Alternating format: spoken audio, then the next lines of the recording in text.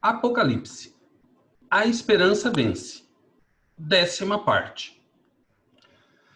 Olá, amigos e amigas. Diácono Beto Brescancin, da Arquidiocese de Maringá, para o nosso 10º vídeo aula sobre o livro do Apocalipse. Hoje estudando os capítulos 8 e 9 do livro do Apocalipse, que tem muita coisa bonita para a gente.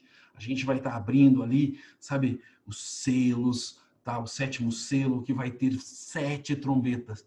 E a gente vai passar cada uma delas detalhadamente, vendo que Deus, num processo pedagógico, vai nos libertando de todo o mal.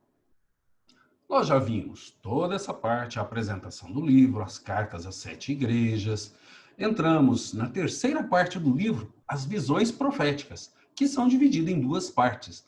A primeira parte, a ação de Deus que liberta o seu povo. E a segunda parte, que veremos um pouquinho mais para frente, que é a ação de Deus que julga, que vai olhar aqueles que fizeram coisas erradas. E nós já caminhamos pela visão do trono, pela visão do Cordeiro, a abertura dos 6 primeiros selos, e estamos agora exatamente aqui, ó, na visão do 7º selo, abrindo o 7º selo, que vai ser dividido em trombetas. E aí depois, falta só esse pouquinho aqui pra gente, olha só. Aí a gente vai caminhando e devagar entendendo o livro do Apocalipse. Continuemos. Comentário ao capítulo 8. O livro lacrado tem 7 selos, sendo que 6 já foram abertos e agora abriremos o 7º selo. Mas dentro deste selo temos 7 trombetas, cada uma anunciando uma praga. A coisa parece ficar muito ruim, mas temos que lembrar que a forma Apocalipse de escrever é cheia de exageros, dramaticidade e simbolismos, que escondem uma mensagem simples. O justo não precisa temer, pois Deus vence no tempo certo. Este selo vem devagar, em partes, ao toque de 7 trombetas. O livro está totalmente aberto e a história da humanidade é revelada, mas temos que olhar que nem tudo está destruído, apenas uma terça parte, dando oportunidade para os santos se santificarem mais e os maus se converterem. As 4 primeiras trombetas, também chamadas de pragas, porque cada uma delas anuncia uma praga, são parecidas com as pragas do Egito e indicam a destruição parcial do mundo físico. A primeira trombeta, granito e fogo, releitura das pragas do Egito. A segunda trombeta, a montanha incandescente, o vulcão Vesúvio, no ano 70. A terceira trombeta, a grande estrela, a água virou absinto, junto com sangue. A quarta trombeta, 1/3 do sol, lua e estrelas caíram. Agora, nós vamos fazer a leitura da parte que nós vamos explicar logo depois. Capítulo 8. O 7º selo. Quando o Cordeiro abriu o 7º selo, houve no céu um silêncio durante cerca de meia hora. Vi então os 7 anjos que estão diante de Deus. Deram-lhe 7 trombetas. Outro anjo veio postar-se junto ao altar com um turíbulo de ouro. Deram-lhe uma grande quantidade de incenso para que oferecesse com as orações de todos os santos sobre o altar de ouro que está diante do trono. E da mão do anjo, a fumaça do incenso com as orações dos santos subiu diante de Deus. O anjo tomou depois o turíbulo, encheu-o com o fogo do altar e atirou-o à terra. Seguiram-se trovões, clamores, relâmpagos e um terremoto. As 4 primeiras trombetas, pragas. Os 7 anjos, munidos com as 7 trombetas, se prepararam então para tocar. E o primeiro tocou. Caiu então sobre a terra granizo e fogo misturados com sangue. Uma terça parte da terra se queimou, 1/3 das árvores se queimou, e toda a vegetação verde se queimou. E o segundo anjo tocou. Algo como uma grande montanha incandescente foi lançada no mar. Uma terça parte do mar se transformou em sangue. Pereceu 1/3 das criaturas que viviam no mar, e 1/3 dos navios foi destruído. E o terceiro anjo tocou. Caiu do céu uma grande estrela, ardendo como uma tocha, e caiu sobre a terça parte dos rios e sobre as fontes. O nome da estrela é Absinto. A terça parte da água se converteu em absinto, e muitos homens morreram por causa da água, que se tornou amarga. E o quarto anjo tocou. 1/3 do sol, 1/3 da lua, 1/3 das estrelas foram atingidos, de modo que uma terça parte deles se ofuscou. O dia perdeu 1/3 de sua luz, bem como a noite. Então vi e ouvi uma águia que voava no meio do céu, gritando em alta voz: ai, ai, Ai dos que habitam na terra por causa dos restantes toques da trombeta dos 3 anjos que estão para tocar. Agora, nós vamos fazer uma explicação desta parte que nós acabamos de ler. Capítulo 8, versículo 1. Quando o cordeiro abriu o 7º selo, houve no céu um silêncio durante cerca de meia hora. Versículo 1, a explicação. O silêncio é como uma preparação às 4 primeiras trombetas, que anunciam as pragas. Versículo 2, vi então os 7 anjos que estão diante de Deus. Deram-lhe 7 trombetas. 7 anjos. Totalidade dos anjos entram em cena para dar ação a 7 trombetas. 7 é o número completo, o número da totalidade. 7 trombetas. Todas as trombetas anunciam algo importante. Tanto aqui no livro do Apocalipse, quanto naquele tempo. Quando tocava as trombetas, ou era um exército, ou um rei chegando, ou algo muito importante acontecendo. Versículo 3. Outro anjo veio postar-se junto ao altar com um turíbulo de ouro. Deram-lhe uma grande quantidade de incenso para que oferecesse com as orações de todos os santos sobre o altar de ouro que está diante do trono. Outro anjo postar-se com um turíbulo de ouro. O turíbulo é valioso por conter as orações dos santos, que são muito mais valiosas para Deus, mais do que o próprio ouro que está no turíbulo. O importante é a oração dos santos. O turíbulo de ouro é para dar importância a essas orações. Grande quantidade de incenso são as orações dos santos que pedem justiça. Versículo 4. E da mão do anjo a fumaça do incenso com as orações dos santos subiu diante de Deus. Subiu diante de Deus. As orações chegaram a Deus. Deus ouviu o clamor deste povo.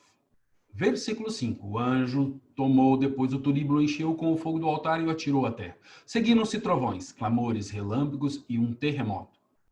Tomou o turíbulo, encheu com o fogo do altar e o atirou à terra. O tempo chegou. Se no capítulo 6, versículo 9, foi pedido um pouco de tempo, agora o tempo está acabando. Trovões, clamores, relâmpagos e um terremoto. São as manifestações que somente Deus pode fazer. O homem não tem nenhum controle sobre trovões, sobre os relâmpagos e terremotos. Pode fazer os clamores, mas não pode, de forma nenhuma, mostrar toda essa coisa que Deus tem poder. Ele controla. Versículo 6. Os 7 anjos munidos com as 7 trombetas se prepararam então para tocar.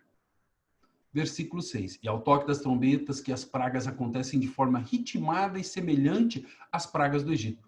Dá-se a entender que a ação de Deus contra os opressores romanos vai ser igual à feita contra o faraó, lá no Egito no tempo do Êxodo. Versículo 7. E o primeiro anjo tocou. Caiu então sobre a terra granizo e fogo misturados com sangue. 1/3 parte da terra se queimou. 1/3 das árvores se queimou e toda a vegetação verde se queimou. O primeiro anjo tocou e veio o quê? Granizo com fogo misturado com sangue. Chuva de granizo, fogo e sangue nos recorda a 7ª praga do Egito, que foi uma chuva de pedras. 1/3 parte da terra se queimou, mas não tudo. Sempre vai sobrar, gente. Por quê? Porque é o lugar dos santos, daqueles que querem se converter, continuar a viver. Versículo 8. E o segundo anjo tocou. Algo como uma grande montanha incandescente foi lançada no mar. 1/3 parte do mar se transformou em sangue. A explicação, segundo anjo, a montanha incandescente. Alusão ao Monte Vesúvio, que foi algo muito horrível naquele tempo. Matou milhares de pessoas na região de Pompeia e Herculano, na Itália. 1/3 parte do mar se transformou em sangue, mas não tudo. O poder destruidor das pragas dá como que um tempo para a conversão, pois a destruição não é total. Versículo 9. Pereceu 1/3 das criaturas que viviam no mar e 1/3 dos navios foi destruído. Versículo 9. Do mar vêm os monstros, o mal, os exércitos e todo o comércio marítimo. 1/3 disso daí foi destruído, ou seja, aquilo que eles conheciam estava começando a ser destruído por não estar dentro daquilo que Deus planejou, fazer o mal às pessoas. E teremos um momento em que tudo vai ser julgado. Deus vai destruir essa forma injusta que nós temos e nós teremos somente a forma justa. Por isso que nós somos chamados à conversão.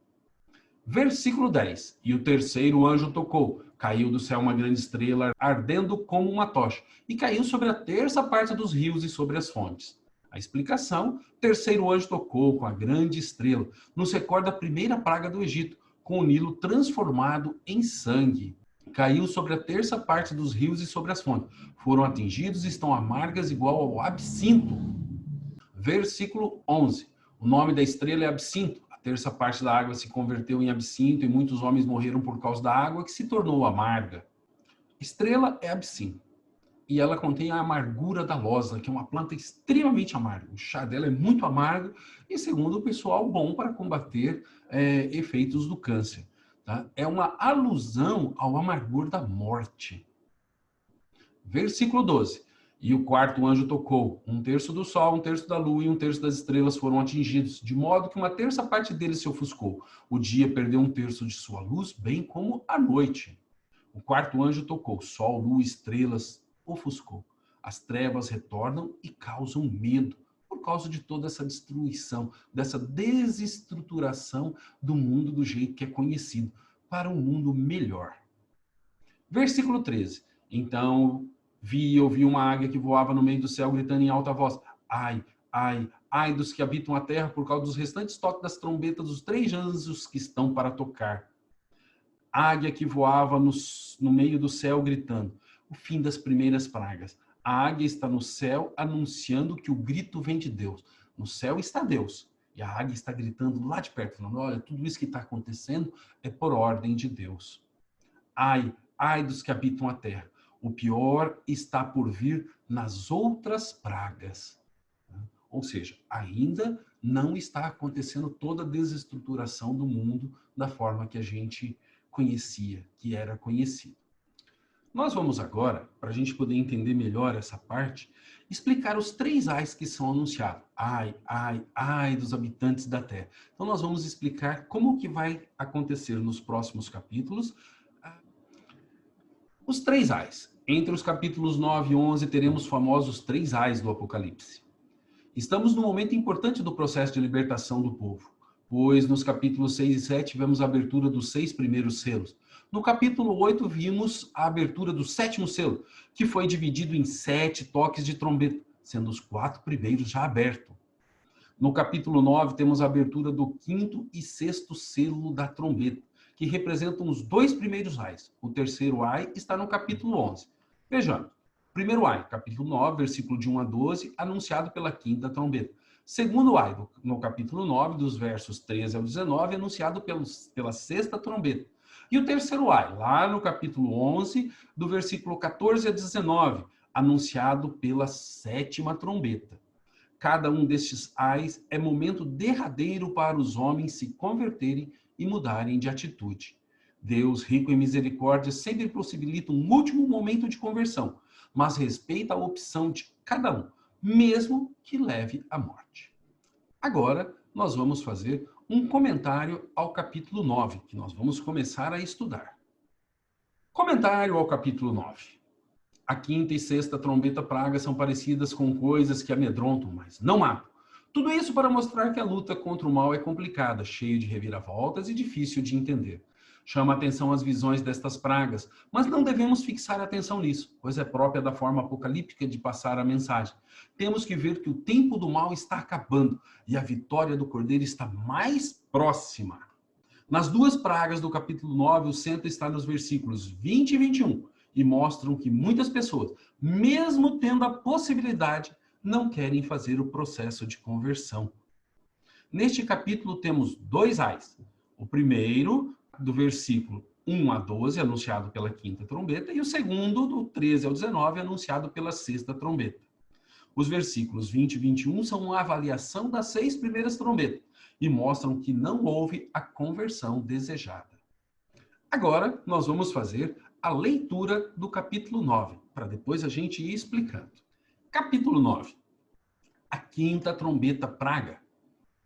E o 5º anjo tocou. Vi então uma estrela que havia caído do céu sobre a terra. Foi-lhe entregue a chave do poço do abismo.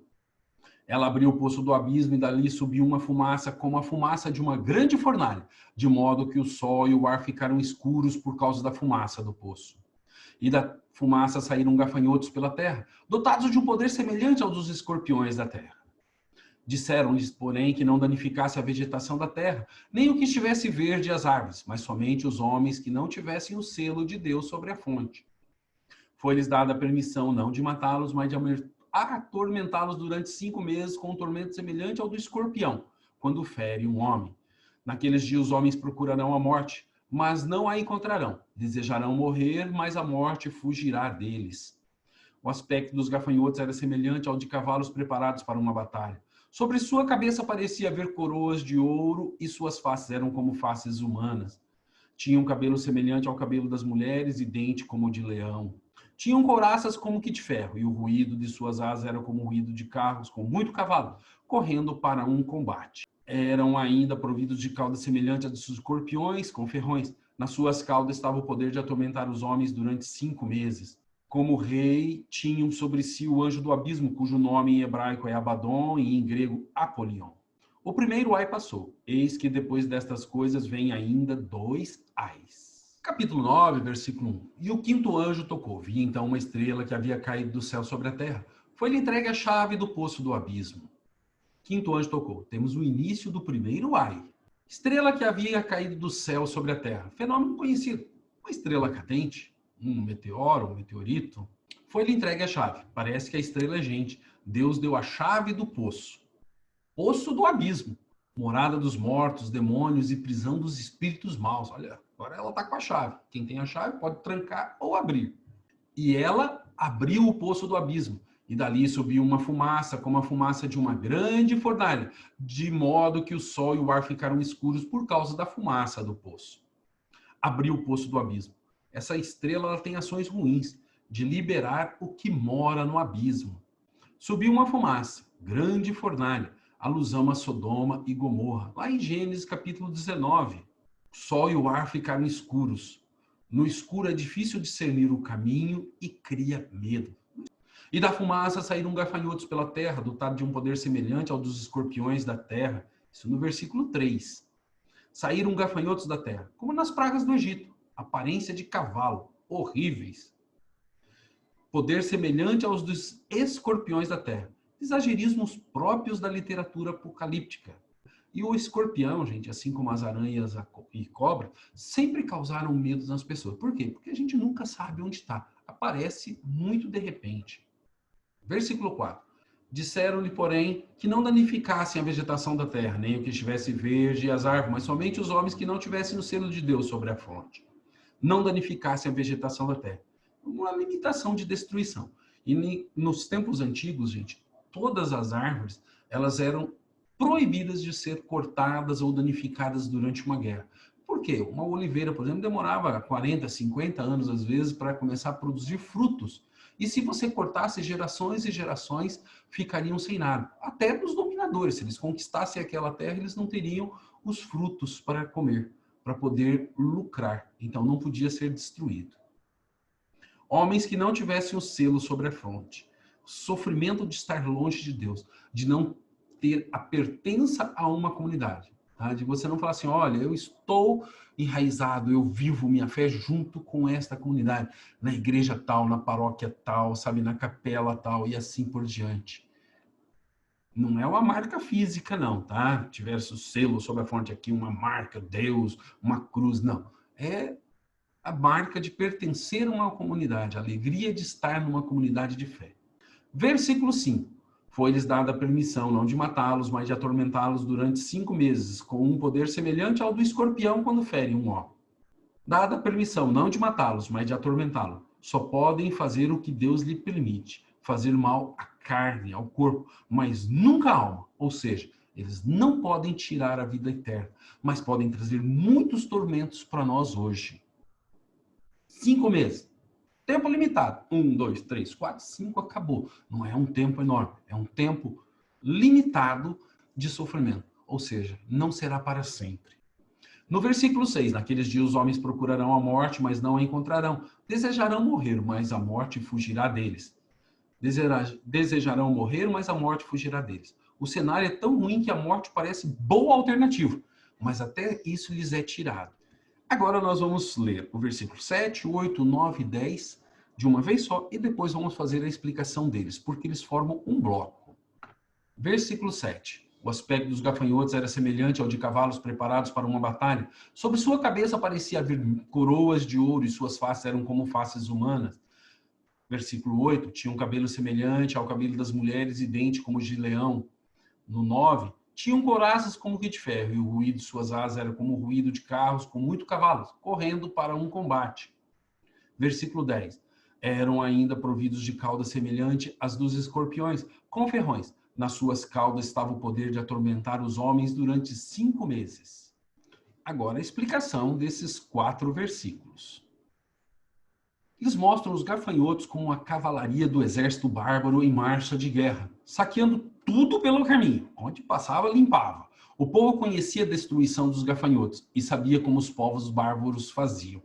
Tá? Então, eles colocam aqui. Eram 2 medos. As pragas da natureza, principalmente os gafanhotos que passavam comendo tudo, e os exércitos em marcha de guerra, que passavam pegando tudo. Comida, gente, estuprando as mulheres, matando pessoas e assim por diante. Eram 2 medos. Atormentar os homens durante 5 meses. Tempo limitado e não muito longo. No versículo 11, como rei tinham sobre si o anjo do abismo, cujo nome em hebraico é Abaddon e em grego Apolion. Abaddon e Apolion significa destruição, destruidor. E o versículo 12, o primeiro ai passou. Eis que depois destas coisas vem ainda 2 ais, ou seja, só está o início das coisas ruins. O primeiro ai passou, um dos 3 tormentos. Nós não podemos fugir da história, gente. Vocês lembram que nós lemos que até eles quiseram fugir da morte, mas até isso lhes foi tirado. Ou seja, aquilo que nós temos que viver, nós vamos viver mesmo. Nós não podemos fugir da história. A gente não sai pela tangente, a gente não se esconde. A gente vive aquilo que está no nosso caminho. Agora nós vamos fazer a leitura do texto bíblico da 6ª trombeta. A 6ª trombeta praga. E o 6º anjo tocou, ouvi então uma voz que provinha dos 4 chifres do altar de ouro colocado diante de Deus. E dizia ao 6º anjo que estava com a trombeta, liberta os 4 anjos que estão presos sobre o grande rio Eufrates. Os 4 anjos que estavam prontos para a hora, o dia, o mês e o ano foram então libertos para matar a 1/3 parte dos homens. O número de cavaleiros do exército era de 200 milhões. Ouvi bem seu número. Na minha visão, os cavalos dos cavaleiros tinham esse aspecto. Vestiam couraças de fogo, de jacinto e enxofre. A cabeça dos cavalos era como de leão e de sua boca saía fogo, fumaça e enxofre. 1/3 parte dos homens foi morta por causa desses 3 flagelos: o fogo, a fumaça e o enxofre que saíam da boca dos cavalos. O poder dos cavalos, com efeito, está na sua boca e nas caudas. De fato, suas caudas parecem serpentes. Tem cabeça com as quais causam danos. Os outros homens que não foram mortos por estes flagelos não renunciaram sequer às obras de suas mãos, para não mais adorar os demônios, os ídolos de ouro, de prata, de bronze, de pedra e de madeira, que não podem ver, nem ouvir ou andar. Não se converteram também de seus homicídios, magia, prostituição e roubo. Agora nós vamos para a explicação desta parte. Versículo 13. E o 6º anjo tocou. Ouvi uma voz que provinha dos 4 chifres do altar de ouro colocado diante de Deus. O 6º anjo tocou. Início do 2º ai. Versículo 14. E dizia ao 6º anjo que estava com a trombeta: liberta os 4 anjos que estão presos sobre o grande rio Eufrates. Dizia ao 6º anjo: a ordem vem de Deus. Liberta os 4 anjos que estão sobre o rio Eufrates. Libertar as fronteiras do Império Romano, facilitando a invasão dos povos do norte. No primeiro ai havia 1 anjo, agora temos 4. Algo maior vai acontecer, de 1 para 4 anjos. No versículo 15, os 4 anjos que estavam prontos para a hora, o dia, o mês e o ano foram então libertos para matar a 1/3 parte dos homens. Os 4 anjos foram libertos, estavam de prontidão para a hora, o dia, o mês e o ano. Ou seja, só esperando a ordem de Deus. Deus já tem tudo pronto ali, mas existe o tempo das coisas acontecerem. Não é no tempo que a gente quer, é no tempo de Deus. O nosso tempo é uma coisa, de preferência agora, né? Mas o tempo de Deus é diferente. Matar a 1/3 parte dos homens, mas não todos, têm poder limitado. No versículo 16, o número de cavaleiros do exército era de 200 milhões. Ouvi bem seu número. 200 milhões. Exagerismo próprio do gênero. mas reflete o espanto diante da quantidade de grupos bárbaros que entravam nas fronteiras romanas. Se você olhar, os 4 anjos fizeram o quê? Eles estavam sobre o rio Eufrates, que era a divisa. Do Eufrates para cá, Império Romano. Do Eufrates para lá, povos bárbaros, o mundo bárbaro que eles chamavam. Como o rio Eufrates deixou de ser a fronteira, esses grupos começaram a entrar. E aí o Império Romano foi desmoronando. Essas invasões bárbaras, gente, elas começaram pelos anos 20, 30, ou seja, ainda quando Jesus nem tinha se manifestado, e terminaram só lá pelos anos 500. Versículo 17. Na minha visão, os cavalos e os cavaleiros tinham este aspecto. Vestiam couraças de fogo, de jacinto e enxofre. A cabeça dos cavalos era como de leão e de sua boca saía fogo, fumaça e enxofre.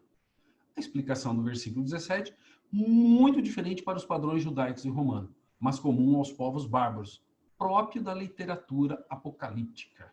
Versículo 18. Uma terça parte dos homens foi morta por causa desses 3 flagelos, o fogo, a fumaça e o enxofre que saía da boca dos cavalos. Terça parte dos homens, mas não todos. No versículo 19, o poder dos cavalos com efeito está em sua boca e nas caudas. De fato, suas caudas parecem serpentes, têm cabeça com as quais causam danos. Versículo 20, os outros homens que não foram mortos por esses flagelos não renunciaram sequer às obras de suas mãos, para não mais adorar os demônios, os ídolos de ouro, de prata, de bronze, de pedra e de madeira, que não podem ver, nem ouvir, nem andar.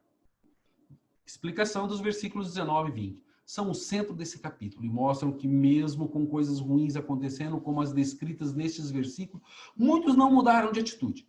Passa a mensagem que Deus vai num processo pedagógico, como que mostrando mais poder para que as pessoas mudem de atitude. Mas elas não renunciam ao mal que está enraizado em seus corações. Isso acontece porque, ao praticarem o mal e a exploração das pessoas, lucram muito. Tudo está muito ligado. Religião que justifica o comércio, mortes e lucros aviltantes. Gente, o efeito dos cavalos está na sua boca e nas suas caudas, ou seja, na frente e atrás. Quando a horda de cavaleiros chegava, né, atrás deles viam muitas pessoas a pé, acompanhando. E é ali, porque não tinha cavalo para todo mundo, é ali que estava a destruição. Aqueles que passavam limpando tudo, vinham um tanto de cavalo, mas vinha um número muito maior atrás a pé. Era chamada cauda. Versículo 21. Não se converteram também de seus homicídios, magia, prostituição e roubos. Não se converteram, ou seja, não mudaram de vida e continuaram a praticar o mal que fazia antes, não vendo os sinais de Deus para a conversão. Continuaram com o quê? Com os seus ídolos de madeira, uma falsa religião que justificava tudo aquilo. A religião cristã nunca, a religião de Deus nunca pode justificar qualquer tipo de mal para outra pessoa ou para si próprio. E eles tinham religiões que falavam assim, é Deus que nos está dando a vitória, e matavam muitos. Isso é errado, extremamente errado. E assim a gente termina nosso 10º encontro. Que bacana, gente. Nós olhamos o capítulo 8 e o capítulo 9, que tem coisas muito importantes para nós, para a gente ir entendendo esse processo aonde Deus vai devagar, sabe, tomando conta do mundo e nos levando à vida eterna. Sigamos juntos para o nosso 11º encontro.